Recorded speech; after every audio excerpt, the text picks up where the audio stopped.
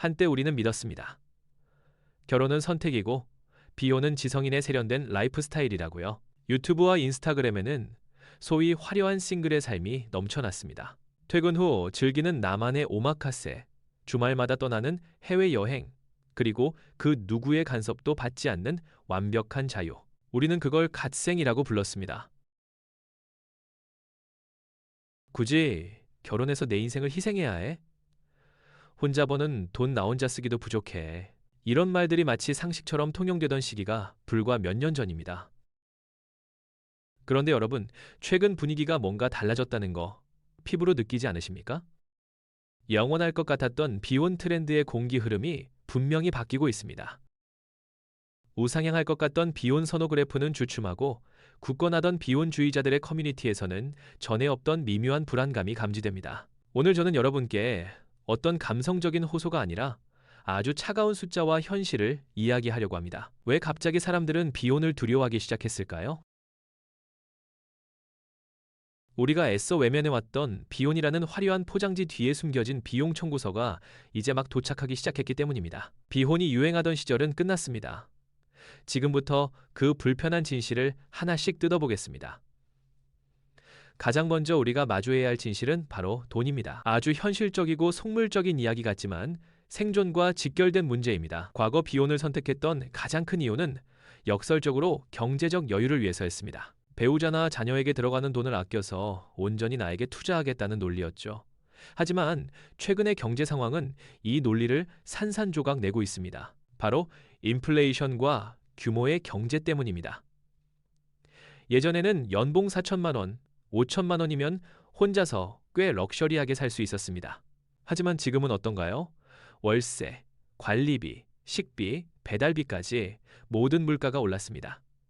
여기서 잔인한 통계가 등장합니다. 1인 가구는 이 인플레이션의 파도를 온몸으로, 그것도 맨몸으로 맞아야 한다는 겁니다. 반면 결혼한 2인 가구는 주거비, 식비, 공과금을 공유하며 1인당 생활비를 획기적으로 낮추는 규모의 경제를 실현합니다. 소위 결혼이 최고의 재테크라는 말이 다시 떠오르는 이유가 바로 여기에 있습니다. 1인 가구는 숨만 쉬어도 나가는 고정 비용을 혼자 오롯이 감당해야 합니다. 똑같이 300만 원을 벌어도 둘이 합쳐 600만 원을 운용하는 부부와 혼자 300만 원을 쓰는 싱글의 자산 축적 속도는 시간이 갈수록 기하급수적으로 벌어집니다. 30대에는 그 차이가 명품 가방 하나, 좋은 차 한 대 정도일지 모릅니다. 하지만 40대, 50대가 되면 그것은 자가 소유 여부와 노후 대비라는 돌이킬 수 없는 격차로 돌아옵니다. 통계청 자료에 따르면 중장년 1인 가구의 빈곤율이 다인 가구에 비해 3배 이상 높다는 사실.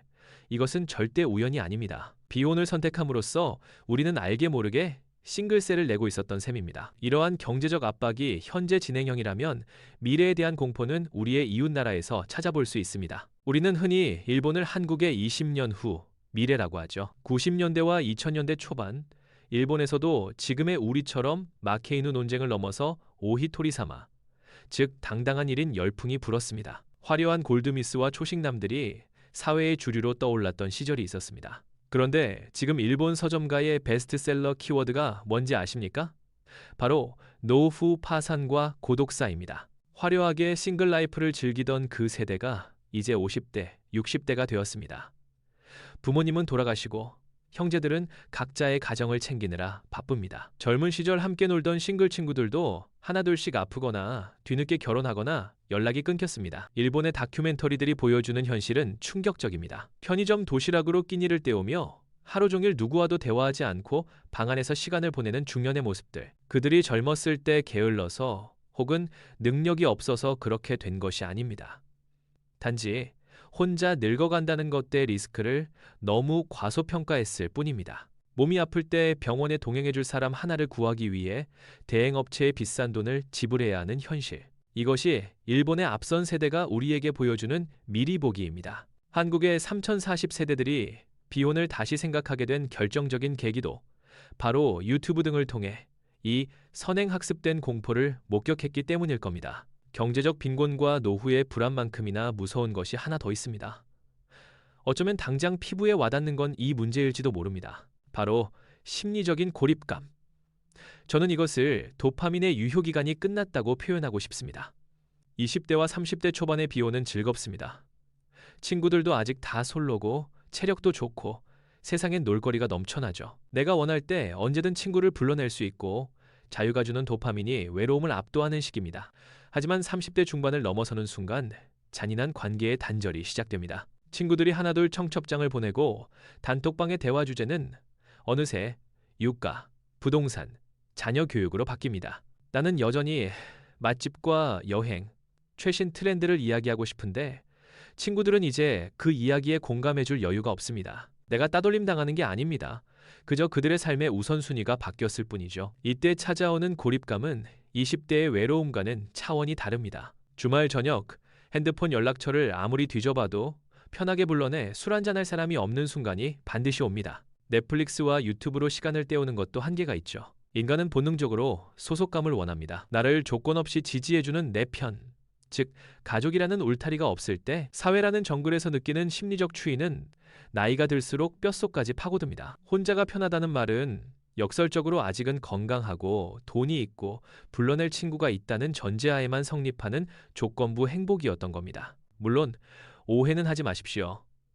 결혼이 모든 문제의 만능 열쇠라는 뜻은 아닙니다. 불행한 결혼 생활이 혼자 사는 것보다 더 지옥일 수도 있다는 사실 우리 모두 잘 알고 있습니다.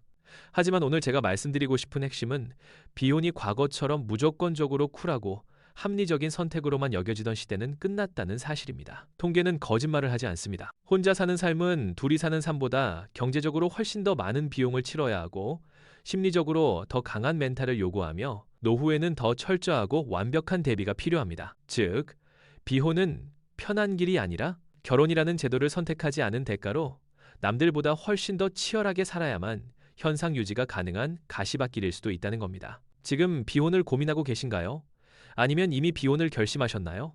그렇다면 남들보다 2배 더 독하게 돈을 모으셔야 합니다. 남들보다 2배 더 건강관리에 신경 쓰셔야 하고 가족을 대신할 단단한 커뮤니티를 직접 만드셔야 합니다. 그럴 각오가 없다면 지금 누리는 이 달콤한 자유는 훗날 고립이라는 이자로 불어나 여러분에게 청구될 것입니다. 비혼의 몰락, 그것은 비혼이라는 선택 자체가 잘못되었다는 뜻이 아닙니다.